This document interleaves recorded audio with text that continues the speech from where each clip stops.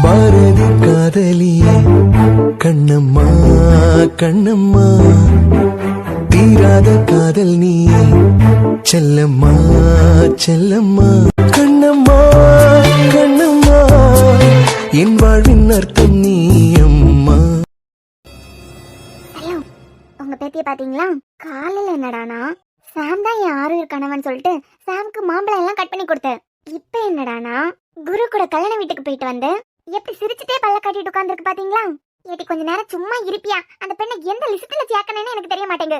நான் தான் சொல்றேன்ல, எல்லாரும் நல்லா இருக்கானா உங்க பேத்தி இசையை போட்டு தள்ளிடலாம். ஏட்டி ஆயிரம் இருந்தாலும் அவ என் பேத்தி. என்ன பியூட்டி, பேத்திய பத்தி எல்லாம் பெருமையா பேசுறீங்க போல. ஏன் செல்லுக்கு நீங்க மட்டும்தான் பேத்தியா?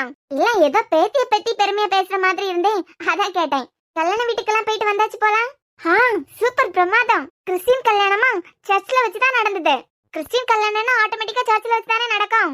ஐயோ ஆர்த்தி, எனக்கெல்லாம் கவுன் போட்டு கல்யாணம் பண்ணணும்னு எவ்வளவு ஆசை தெரியுமா? அதான் கெடுத்துட்டீங்களே. சித்தர் தான் எனக்கு கூடிய சீக்கிரம் கல்யாணம் நடக்க போகுதுன்னு சொல்லியிருக்காரு. மறுபடியும் குரு தாலி கட்டலாம். ஐயோ ஆர்த்தி, குரு என் ஃப்ரெண்டு. கொஞ்சம் சத்தமா சொல்ல வேண்டியதானே, தாத்தாக்கு கேக்குற மாதிரி. தாத்தாக்கு தெரியதை விட உங்களுக்கு தெரிஞ்சாதானே கொஞ்சம் கிக்கா இருக்கும். சரி, என்ன திடீர்னு கல்யாண வீட்டுக்கெல்லாம் போயிருக்கீங்க? அதான் எனக்கு சாம்க்கு கல்யாணம் நடக்கும்போது ஒன்னும் தெரியாம நான் பாட்டுக்கு திருன்னு முழிச்சிட்டு இருந்துட கூடாதுல, அதனால தெரிஞ்சுக்கிறதுக்காக போனேன். தெரிஞ்சுக்கிட்டீங்களா? தெரிஞ்சுக்கிட்டேன். நான் சொன்னோம்ல, அன்புக்கு ஆக்சிடென்ட் ஆகி அன்பு ஹாஸ்பிட்டல்ல நம்ம அட்மிட் பண்ணிருந்தோமே, அந்த நேரத்துல இனியா கூட பாய்சன் எடுத்து சாப்பிட்டுச்சேன். ஆமா, அதுல இன்னும் கொஞ்சம் மீதி இருந்ததுல, அதை எடுத்து சம்பந்தப்பட்டவங்க வாயில ஊத்திட்டான்னு வச்சுக்கோங்க. சாமோட வாழ்க்கையும் சேஃப், மித்ராவோட வாழ்க்கையும் சேஃப். ஆர்த்தி ஏன் அதுல கொஞ்சம்லாம் உங்க வாயிலையும் செல்லோட வாயிலையும் ஊத்திருங்க. எஃபெக்ட் எப்படி இருக்குன்னு தெரியணும்ல. நான் சொன்ன பிளானுக்கு எப்போ ஒத்துக்க போறீங்க? என்ன பிளான்? ரெண்டு பயலுக்கு வாழ்க்கையும் ஒரு பொம்பளை பிள்ளைக்கு வாழ்க்கையும் கேள்விக்குறியா தொங்கிக்கிட்டு கிடக்கு. யாரெல்லாம் செல்லோ? என் சேம பேரன், அது பிறகு இந்த குரு பையா, பிறகு அந்த டாக்டருக்கு தங்கச்சி மித்ரா. இதுக்கு மூணுத்துக்கு வாழ்க்கையை எப்படி நல்லதா மாத்தலான்னு பார்த்தோம். ஐயோ செல்ல அவசரப்பட்டு பாயசம் ஏதோ எடுத்து சாப்பிடாதுங்க. நான் எதுக்கூட்டி எடுத்து தின்னானா? நான் எதுக்கு எடுத்து தின்னானு? அதான் செல்ல அன்னைக்கு கூட என்ன ஒத்தையில விட்டுட்டு போயிட்டீங்களேன்னு தாத்தாவை நினைச்சு புலம்புனீங்களே. துக்க கலக்கத்துல எக்கு தப்பா ஏதாவது முடிவெடுத்துட்டீங்கன்னா கேண்டியா, நீ அவளுக்கு பால் ஊத்தலான்னு பார்த்தா அவ நம்ம ரெண்டு பேருக்கு சியாத்தே பால் ஊத்திடுவா. என்ன தாத்தா ரொம்ப நேரமா ஒரே பேஜ் எடுத்து வச்சு படிச்சிட்டு இருக்கீங்க? அம்மாடி, ராட்னா என்னமா? ராட்னா? ஐயோ தாத்தா, உங்களுக்கு ராட்னா என்னன்னு தெரியாதா? அட ஆட்டி, உனக்கு தெரியுமா? என்ன தாத்தா எனக்கு தெரியுமான்னு கேக்குறீங்க? நம்ம ஸ்னோக்கே ராட்னா என்னன்னு தெரியும். ஏன் பக்கி, ஏன் ஒரு கம்பெனியோட சிஓ அவ தான் சொல்ல வரால, கொஞ்சம் கூட பொறுமை இல்லையா? ஏன் இந்த வீட்டு பொண்ணுங்களுக்கு மட்டும்தான் ராட்டை பத்தி தெரிஞ்சிருக்கணுமா? அப்போ ராட்டை பத்தி தெரிஞ்சிருந்தா ஒரு கம்பெனியோட சிஓ ஆகலாமா? எனக்கு தான் தெரியும். ஏன் தாத்தா, எனக்கு தான் ராட்டை பத்தி தெரியும். இப்ப நான் உங்களுக்கு புரிய வச்சா இனியாவை தூக்கிட்டு வியர் கன்ஸ்ட்ரக்ஷன் கம்பெனி சிஓ சேர்ல என்ன உட்கார வைப்பீங்களா? கண்டிப்பா உட்கார வைப்பாங்க தாத்தா. அம்மாடி, முத ராட்னா என்னன்னு சொல்லுமா? எனக்கு ஒன்னும் புரியல. ராட் வெளிய வந்துட்டுனா அச்சச்சோ, வெளிய வந்துட்டா. ஏடி ராட்னா என்ன? ஏ செல்லம், ராட் இல்ல, திருவிழா கடையில போட்டுருக்க ராட் நினைச்சீங்களா? RAT rod. தாத்தா, முத ராட் பத்தி உங்களுக்கு சொல்லி தரதுல எனக்கு இந்த பிரச்சனை இல்ல. ஆனா அந்த காலத்திலேயே நீங்க டிகிரி எல்லாம் முடிச்சிருக்கீங்கல்ல, ராட் பத்தி கூட உங்க டீச்சர் உங்களுக்கு பாடம் சொல்லி தரலையா? என் நிலாக்ஷா எல்லாம் பிளே ஸ்கூல் போகும்போதே அவளுக்கு RAT ராட்னு சொல்லி கொடுத்தாச்சு. எது? நிலாக்ஷாக்கே தெரியுமா? ஆமா தாத்தா, நம்ம வீட்லயே இருக்கலாம். நம்ம வீட்ல இருக்கா? என்னமா சொல்ற? அது வந்து தாத்தா, மது இங்க இருக்கும்போது ரொம்ப கம்மியா இருந்தது, ராட் தொல்லையே இல்ல. என்ன சொல்ல போனா, நீங்க கேட்ட வாங்கி வீட்ல போட்டதே ராட் பிடிக்கிறதுக்காக தானே. அம்மாடி, பெரிய தப்பு பண்ணிட்டேன்ல தங்கம். ஏன் தாத்தா?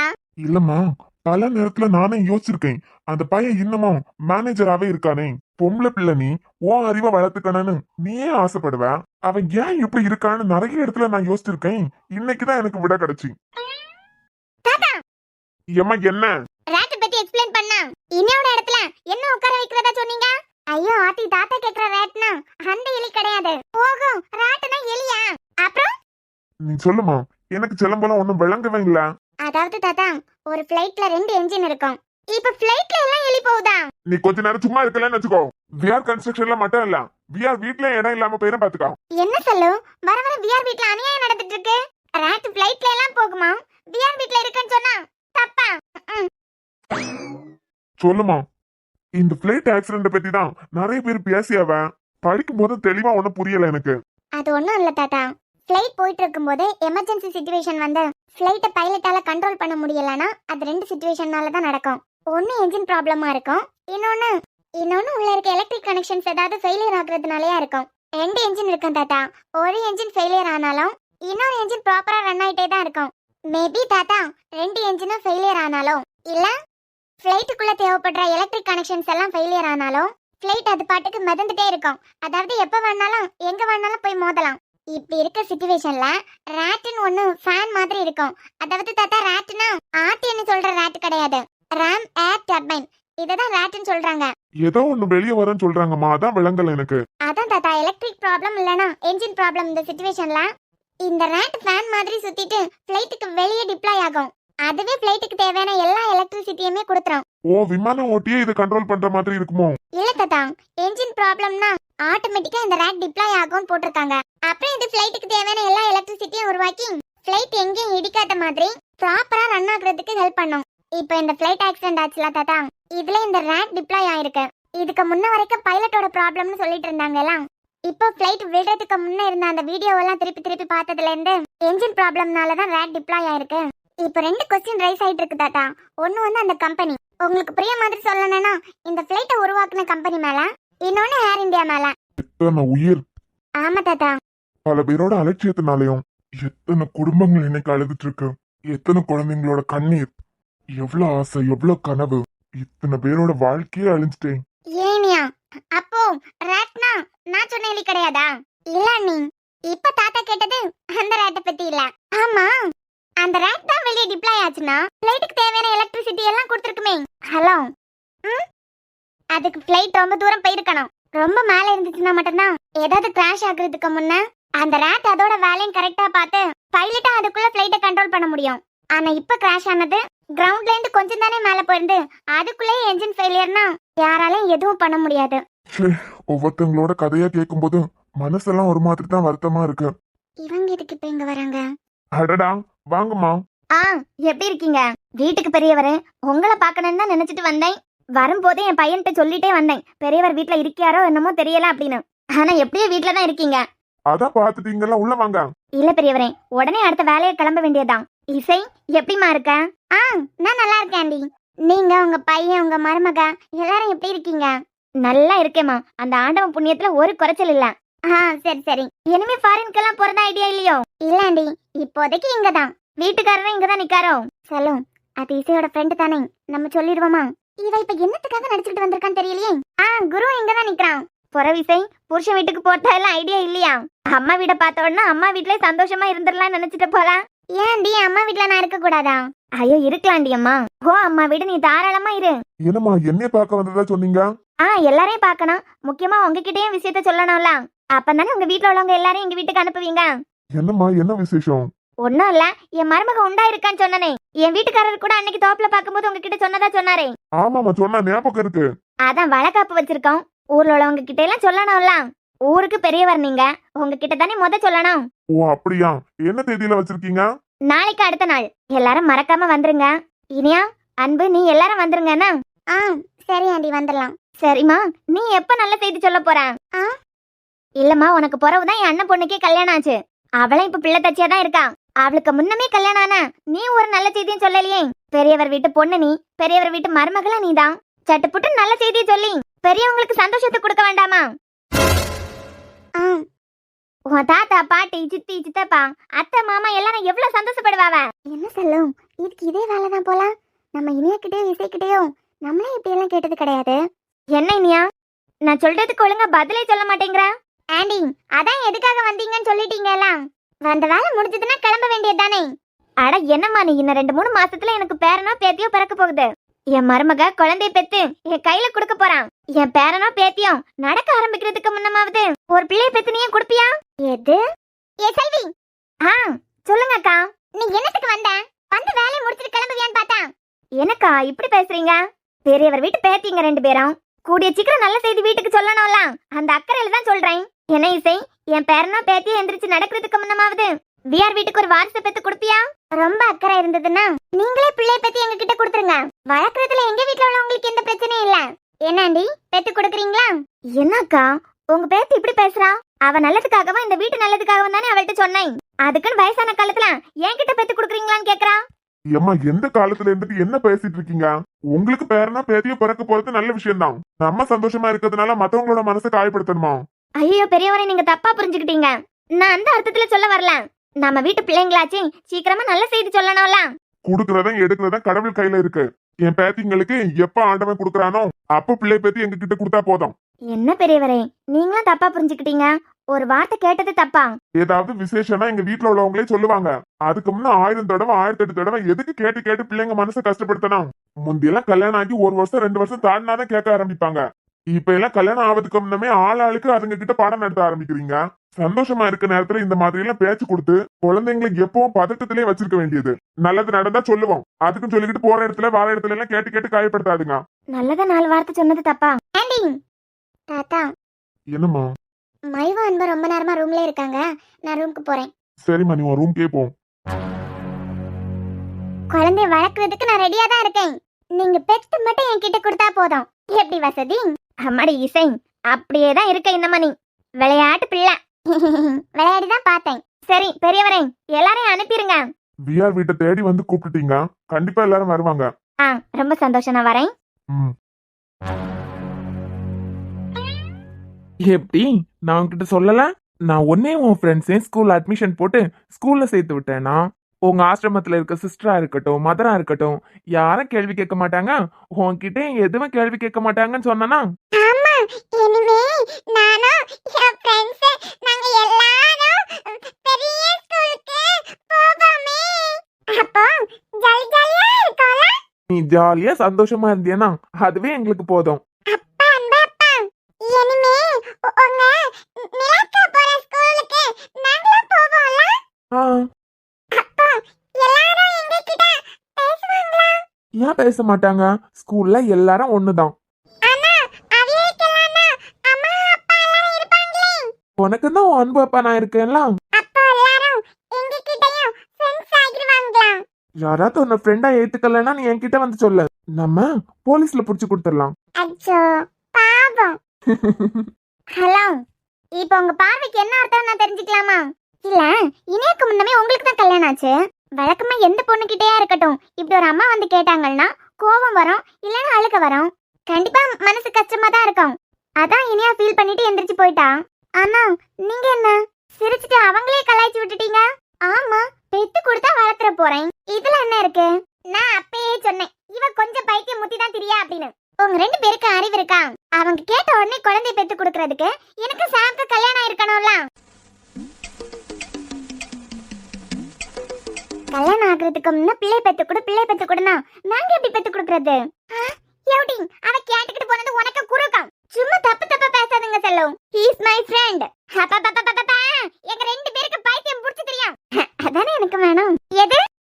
இல்ல இல்ல, சீக்கிரமா தெளிவாயிருங்கன்னு சொல்ல வந்தேன். ஏன் சை அவங்க சொல்லிட்டு போனது உங்களுக்கு கொஞ்சம் கூட கவலையா இல்லையா? என் பேரன் எந்திரிச்சு நடக்கிறதுக்கு முன்னா நீ பிள்ளை பெத்து கொடுனா எவ்வளவு கஷ்டமா இருக்கு இப்படி ஒரு வார்த்தையை கேட்கறதுக்கு. ஐயோ ஆர்த்தி, நடக்காத விஷயத்த அவங்க பேசிட்டு போறாங்க. என்ன இந்த வீட்ல உள்ள பெரியவங்க அப்படியே வளர்த்திருக்காங்க. எப்படி? அதான் கல்யாணத்துக்கு முன்ன தப்பு தானே. உங்களுக்கு குருக்குன்னு கல்யாணம் ஆயிட்டேன். அது அப்போ. இப்போ சித்தர் சொல்ற மாதிரி நான் புது பொண்ணு. இன்னும் கொஞ்ச நாளையில எனக்கு கல்யாணம் ஆக போகுது. நானே அந்த குஷில இருக்கேன். அந்த கேப்ல வந்து என் பேர நடக்கிறதுக்கு முன்ன பிள்ளை பெத்து கொடுனா இவங்க சொல்றதுக்காக சாம் கிட்ட நமக்கு உடனே குழந்தை வேணும்னு கேட்டு ஏதாவது நடந்துட்டுனா கல்யாணத்துக்கு முன்னமே பிள்ளை பெத்து கொடுக்கறது விஆர் வீட்டுக்கு எவ்வளவு பெரிய கெட்ட பேரு. நம்ம வீட்டுக்கு கெட்ட பேரை வர விட்டுருவாளா இந்த இசை? என்னாச்சு? ஏன் இப்பவே உங்க ஆசையை அவங்க சாம் கிட்ட சொல்ல வேண்டியதானே? சாம் ரொம்ப நல்ல பையன் ஆர்த்தி. இங்க பாரு, தண்ணீரும் உப்பு கடல் நீரும் உப்பு. உன் பேச்சு கேட்டது எங்க தப்பு. நான் போறேம்மா. இவகிட்ட இருந்து பேசிக்கிட்டு இருந்தா பைத்தியம் பிடிக்க வச்சிருவான். வயசான காலத்துல நம்மள சென்னை அனுப்பி விடுறதுக்கான வேலையெல்லாம் இந்த பெண்ணு பாத்துக்கிட்டு இருக்கு. ஏன் சார் உங்களுக்கு கொஞ்சம் கூட வருத்தமாவே இல்லையா? இனியா கூட ஃபீல் பண்ணிட்டு போகுது. அது கொஞ்சம் வாயை மூடுவியா? எந்திரிச்சு வாரியா? முழு பைத்தியம் ஆக்காம அவ விட மாட்டான். 2க்கும் வேற வேலை இல்ல. இது கூட ஜாலியா தான் இருக்கு. நமக்கு கல்யாணம் ஆகல, அதனால அவங்க கேட்டது கொஞ்சமா நம்மள பாதிக்கல. ஒருவேளை எனக்கு கல்யாணம் ஆகி இப்படி கேட்டிருந்தா ரொம்ப கஷ்டமா தான் இருந்திருக்கும். பாவம் இனியா தான் ரொம்ப ஃபீல் பண்ணிட்டு போன மாதிரி இருந்துச்சு. சரி, அண்ணன் தான் ரூம்ல இருந்தானே, பாத்துப்பான். என்னங்க நீங்க வெளியே போகணும்னு சொன்னீங்களா? இன்னுமும் அவகிட்ட இருந்து கதை விட்டுட்டே இருக்கீங்க. இனிமே அவ ஸ்கூலுக்கு போனதுக்கு பிறகு யார உட்கார வச்சு கதை விடுவீங்க? அது இருக்கட்டும், உன் வாய்ஸ் என்ன எப்படி இருக்கு? எப்படி நல்லா தானே இருக்கு. ஒரு மாதிரி இருக்கு. அதெல்லாம் இல்ல. இனியா மக்கா, இனியா வாங்க செல்லு. என்ன மக்கா, அவ கேட்ட கேள்வில மூஞ்சி ஒரு மாதிரி ஆயிட்டு. ஒன்னும் இல்ல செல்ல, நான் நல்லா தான் இருக்கேன். என்ன கேள்வி செல்லு? யாரு கேட்டாங்க? ஒன்னும் இல்ல அன்பு, செல்விக்கு மருமகா இருக்காலாம், உண்டாகி இருக்காளாம். நாளைக்கு அடுத்த நாள் வளகாப்பு வைக்காங்களாம். சரி, நல்ல விஷயம். இங்கே வந்து விஆர் வீட்ல உள்ளவியெல்லாம் வந்துருங்கன்னு கூப்பிட்டுக்கிட்டு போறான். சரி, கூப்பிட வந்தவ கூப்பிட்டுக்கிட்டு சும்மா போக வேண்டியதானே. செல்லும், நீங்க இப்ப கிளம்புறீங்களா? நான் அப்புறம் வந்து பேசுறேன் உங்ககிட்ட. சும்மா இருமக்கா, அவனை தெரிஞ்சு வச்சிருக்கட்டு. என்ன செல்லு? எனக்கு ஒண்ணுமே புரியல. அதான் மக்கா, வந்தவ கூப்பிட்டுக்கிட்டு சும்மா போவாம விஆர் வீட்டுக்கு நீ எப்ப பிள்ளை பெத்து கொடுக்க போற? அது போல உன் தங்கச்சி இசைக்கிட்ட என் பேரன் பிறந்து எந்திரிச்சு நடக்கிறதுக்கு முன்னமாவது நீ விஆர் வீட்டுக்கு ஒரு பிள்ளை பெத்து கொடுத்துருன்னு அவள்கிட்டயும் சொல்லிட்டு போகுது. என்ன செல்லு சொல்றீங்க? உன் தங்கச்சிக்காரிக்கு வாய் சும்மா இருக்குமா? அவ்வளவு அக்கறை இருந்ததுன்னா பிள்ளை பெத்து கொடுங்க, நான் வளர்த்து தரேன்னு சொல்லி விட்டுட்டான். ஆனா பாவம், இனியாதான் ஒரு மாதிரி மூஞ்ச வச்சுக்கிட்டு உடனே எந்திரிச்சு ரூமுக்கு வந்துட்டு என் பேத்திய பாக்கிறதுக்கே ஒரு மாதிரி இருந்துதான். அதான் 4 வார்த்தை ஆறுதலா சொல்லிட்டு போலான்னு வந்தேன். செல்லும், மயு வந்ததுல இருந்து எதுவுமே சாப்பிடல. அதுகிட்ட ஏதாவது சாப்பிடுறதுக்கு கொடுக்க சொல்றீங்களா? சரி மக்கா, நான் எடுத்துட்டு வர சொல்லவா? இல்ல, அவளை கூட்டு போங்க. சரி மயு, நீ கீழே போ, நான் இப்ப வந்துடுறேன். சரியா? நீங்க காஃபி குடிக்கிறதுக்கு கீழே வரல, வெளியே எங்கேயோ போனோம்னு சொன்னீங்க. வெளியே போகாம இப்படியே உட்கார்ந்துருக்கீங்க. இனிமே அவ ஸ்கூலுக்கு போனதுக்கு பிறகு ஏன் குல்ஃபி இப்படி எல்லாம் கேட்டாங்கன்னா அவங்களுக்கு புரியுற மாதிரி சொல்லி கொடுத்துட்டு வர வேண்டியதானே? எது? அவங்க கேட்டதுல என்ன தப்பு இருக்கு? அன்பு, நமக்கு கல்யாணம் ஆகி 2 வாரம் ஆனதுல இருந்தே ஏதாவது விசேஷம் உண்டான்னு என்கிட்டயே கேட்க ஆரம்பிச்சிட்டாங்க. என்ன குல்ஃபி, என்கிட்ட நீ தான் சொல்லவே இல்ல. எப்படி சொல்றீங்க? நமக்கு கல்யாணம் ஆகி 2-3 வாரம் தான் ஆகுது. இப்பவே கேக்குறாங்க, நான் என்ன பதில் சொல்றதுன்னு உங்ககிட்ட கேட்க சொல்றீங்களா? குழந்தைங்கிறது ஒரு வரம் தானுங்க. யாருதான் வேண்டான்னு சொல்லுவாங்க? கிடைச்சதா சந்தோஷமா நாமளே எல்லார்கிட்டையும் சொல்லதான் போறோம்.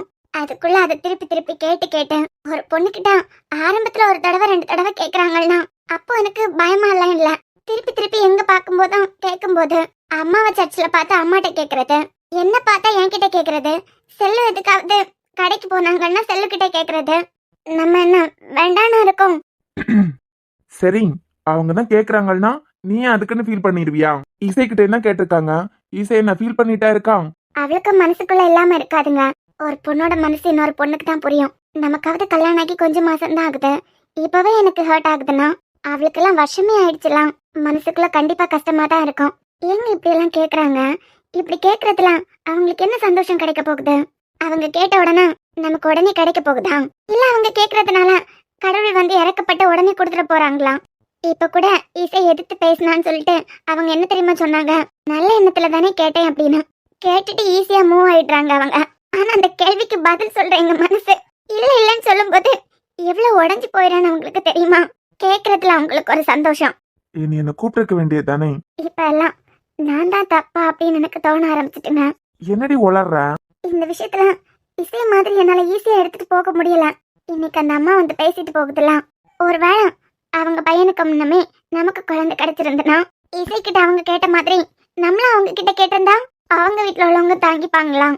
சரிடா, விடு. இதெல்லாம் போட்டு நீ குழப்பிட்டே இருக்காத குல்ஃபி. இந்த பூமியை ஆண்டு அரசாள்றதுக்கெல்லாம் நம்ம வரல. இங்க ஜஸ்ட் நம்ம ஒரு கெஸ்ட் மாதிரி தான். வந்த தேதி மட்டும் தெரியும், எப்படி வேணாலும் இருந்துக்கலாம். ஆனா போற தேதி கடவுளுக்கு மட்டும்தான் தெரியும். அது 50 வயசா, 40 வயசா, இல்ல 60 வயசா, 70 வயசா, அதெல்லாம் அந்த ஆண்டவன் கையில தான் இருக்கு. ஆனா கடவுள் குறிச்சு வச்சிருக்க அந்த நாள் வர்றதுக்குள்ள நாம எத்தனை பேரை சந்தோஷப்படுத்தி இருக்கோம்? நாம இங்க போறதுக்குள்ள எவ்வளவு சந்தோஷமா இருந்தோம்? அதுதான் முக்கியமே தவிர இப்படி தேவையில்லாத விஷயத்தையெல்லாம் மனசுக்குள்ள போட்டு குழப்பி கும்மி அடிச்சு அது கூட வாழ்ந்துட்டு அது இல்ல வாழ்க்கை. எவ்வளவு நாள் இருக்க போறோமோ அவ்வளவு நாளும் சந்தோஷமா இருக்கணும். எப்போ குறை இருந்துட்டே இருக்கோம். அந்த குறையே நினைச்சு வாழ்ந்துட்டு இருக்காம எவ்வளவு பெரிய குடும்பத்தை நமக்கு கடவுள் கொடுத்திருக்காரு, அதை நினைச்சு சந்தோஷப்படு. எப்போ நமக்கு கிடைக்கணுமோ அப்போ கிடைக்கும். வா மயு, என்ன அங்கேயே நின்னுட்டா? என்ன மயு, சாப்பிட்டியா? எனக்கு பசிக்கவே இல்ல அந்த அப்பா. ஏன்? மயு ஆசிரமத்துல இருந்து வரும்போதே சாப்பிட்டுட்டு தான் வந்தா. அப்படியா? அப்ப சரிடா. அப்புறம் ஃப்ரெண்ட்ஸ் எல்லாம் ரொம்ப ஹாப்பியா இருக்காங்களா?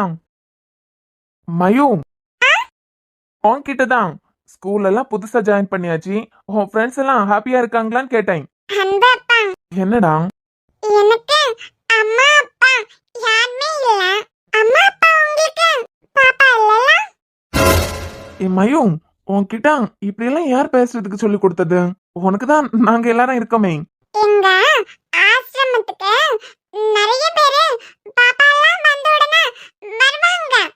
அதுக்கு முன்னமே மதர் எல்லாம் உங்களுக்கு சீக்கிரம் பாப்பா கிடைக்கும் சொல்லுவாங்க. அதே மாதிரி உங்களுக்கு சீக்கிரம் தங்கச்சி பாப்பா பிறக்கணும்.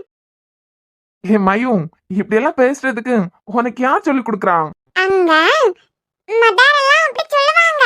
அந்தாப்பா உங்களுக்கு தம்பி பாப்பா பிடிக்குமா தங்கச்சி பாப்பா பிடிக்குமா? எனக்கு தங்கச்சி பாப்பா தான் பிடிக்கும். அப்ப உங்களுக்கு தங்கச்சி பாப்பா பிறந்ததா அங்க வந்து எல்லாருக்கும் விருந்தெல்லாம் வச்சிருங்க. மயு, எங்களுக்கு பாப்பா பிறந்ததா உங்க ஆசிரமத்துல ஒரு நாள் இல்ல ஒரு மாசம் வேணாலும் விருந்து வைக்கிறோம்.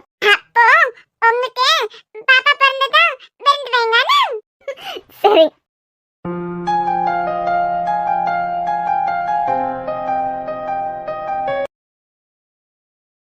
புக்குக்கு பே பண்ற ஃபீஸ பிரேக்லயே வந்து வாங்கிட்டு போனா தான் சொன்னாங்களே. இப்படி மறந்துட்டோம். இந்த சரணி வேற வீட்டுக்கு போற நேரமா ஞாபகப்படுத்துவான். சீக்கிரமா போய் காசை வாங்கி ஆபீஸ்ல கொடுத்துட்டா நமக்கு புக் ஆர்டர் போடுவாங்க. இல்லனா இது வேற அலைச்சல். சாரிங்க, தெரியாம பட்டுடுச்சு. ஏங்க, நடந்து வரதா நினைப்பா இல்ல கார்ல வரதா நினைப்பா? ஓரமா தானே நின்னுட்டு இருக்கேன். சாரிமா, அதான் தெரியாம பட்டுடுச்சுன்னு சொன்னேன்ல. நான் நடந்து போயிட்டு இருக்கும்போது இடிச்சீங்கன்னா சரி, ஓரமா நின்னுட்டு இருக்கேன் அப்ப வந்து இடிக்கிறீங்க. கொஞ்சம் அவசரமா ஓடி வந்தேங்க, தெரியாம பட்டுடுச்சு. பக்கத்து கிளாஸ் பொண்ணுங்களா இருந்தா கூட சரி, ஓகே, தெரியாம தானே இடிச்சான் அப்படின்னு மன்னிச்சு விட்டுருவாங்க. நீங்க என்னடானா ஏன் கிளாஸாவே இருக்கீங்க? தெரியாம இடிச்சிட்டேன்னு சொன்னதுக்கு பிறகு கூட இப்படி கோவமா பார்த்தா என்ன அர்த்தம்? ஹலோ, கண்ண முத தரையில வச்சிட்டு நடங்க. சாரிங்க. இவன் சரியான அவசரத்துக்கு பிறந்தவனா இருப்பான் போல. ஐயோ, இவன் வந்து இடிச்சதுல மறுபடியும் அத்தான் கிட்ட இருந்து காசை வாங்குறதுக்கு மறந்துருப்பேன். அப்புறம் எனக்கு மட்டும் புக்குக்கு யாரும் ஆர்டர் போடாம ஒவ்வொருத்தங்க கிட்டயா கேட்க வேண்டியதா இருந்திருக்கும். வித்யா, சீக்கிரமா காசை வாங்கி ஆபீஸ்ல பே பண்ணிரு. என்ன? அதங்க தெரியாம மோதிட்டேன், சாரி கூட கேட்டுட்டேனே. இட்ஸ் ஓகேன்னு சிரிச்சிட்டு ஒரு வார்த்தை சொன்னா என்னவா? ஏன் நான் சிரிச்சிட்டு இட்ஸ் ஓகேன்னு சொன்னாதான் இங்க இருந்து கிளம்புவீங்களா? தப்புதாங்க, கூட படிக்கிற பொண்ணு நம்ம கிளாஸ் தானே எதிர்பார்த்தேன் பாத்தீங்களா? ஏன் தப்புதான். சாரிங்க, மறுபடியும் சாரி, நான் வரேன். சரியான அரைக்கக்கனா இருப்பான் போல. ஐயோ, மறுபடியும் மறந்துட்டேனே. என்ன சில்லு, என்ன எல்லாம் தேடி வந்திருக்க? இவ்வளவு நேரமா வெயிட் பண்ணேன், ஆளை காணலையா, அதான் தேடியே வந்துட்டேன். எனக்காகவா வெயிட் பண்ண? ஆமா. என்ன சில்லு, உன் மனசுக்குள்ள நான் வந்துட்டேனா?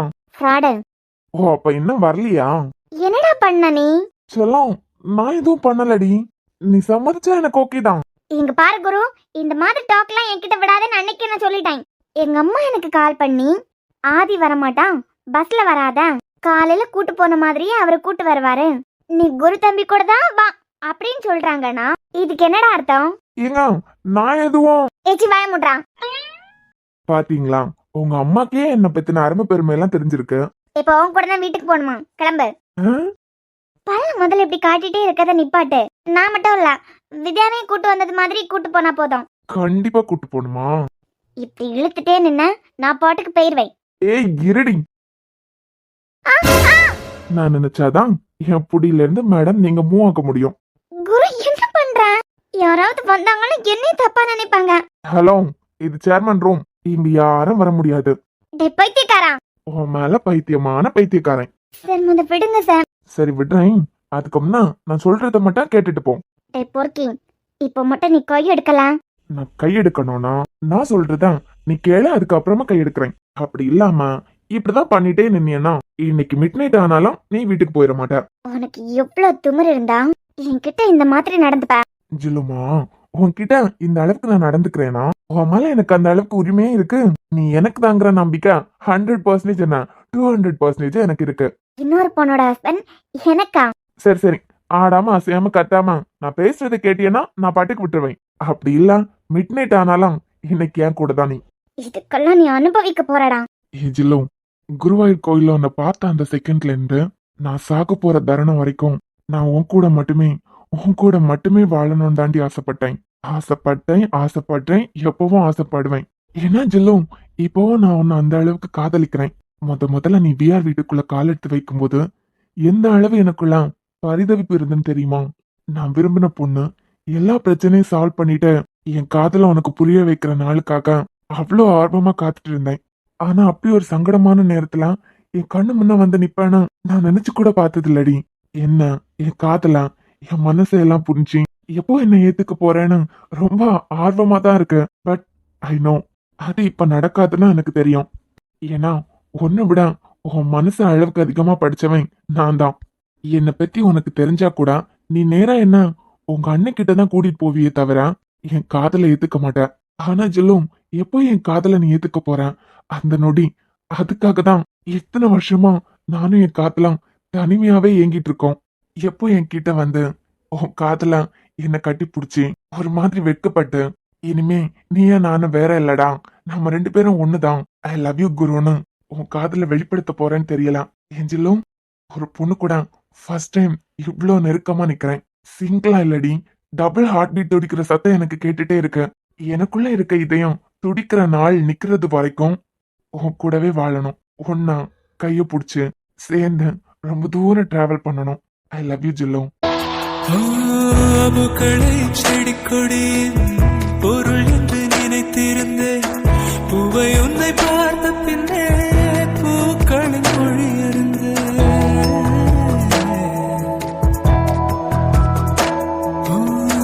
தலையணை என்பதெல்லாம் தலைக்கென்று நினைத்திருந்தேன். தலைவனை பிரிகையிலே தலையணை துணை எறிந்தேன். தீபந்தம் போன்றவன் நான் தீபம் என்று ஆகிவிட்டேன். புயலுக்கு பிறந்தவன் நான் தென்றல் என்று மாறிவிட்டேன். கருங்கலை போன்றவன் நான் கற்பூரமாகிவிட்டேன். சந்திரனை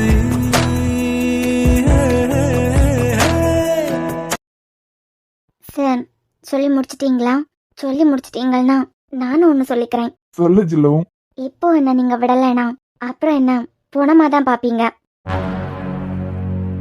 என் உயிர் இருக்கும்போது ஒன்னு சாக்க விட்டுருவனா?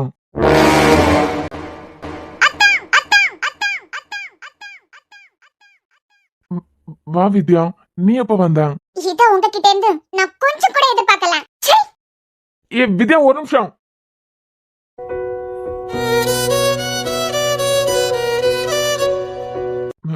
மித்ரா, அழுறியா? இப்போ உனக்கு சந்தோஷமா? ஏ அவகிட்ட நான் பேசுறேன்டி. என்னன்னு பேச போறேன்? எப்படி நான் பேச போறேன்? நீ யாருன்னு உனக்கு ஞாபகம் இருக்கா? அவ அக்காவோட ஹஸ்பண்ட். அசிங்கப்படுத்திட்டா. நாளைக்கு எப்படிடா அவ கிளாஸ்ல போய் நான் கிளாஸ் எடுப்பேன்? ஏ நான் அவளுக்கு புரிய வைக்கிறேன்டி. நீ முதல்ல அழுறத நிப்பாட்டு. என்னன்னு புரிய வைக்க போறேன்? எப்படி புரிய வைக்க போறேன்? இல்ல எனக்கு புரியல. இப்படி எல்லாம் நடந்துருங்கிறதுக்காக தான் அப்பல இருந்தே விலைக்கு போயிட்டு இருக்கேன். உனக்கு புரியல, உனக்கு புரியாதுடா. ஏன்னா நீ ஒரு ஆம்பளை, உனக்கு எந்த பிரச்சனையும் வரப்போறது கிடையாது. ஏ நான் தான் சொல்றேன் இல்லடி, அவகிட்ட நான் பேசி புரிய வைக்கிறேன்.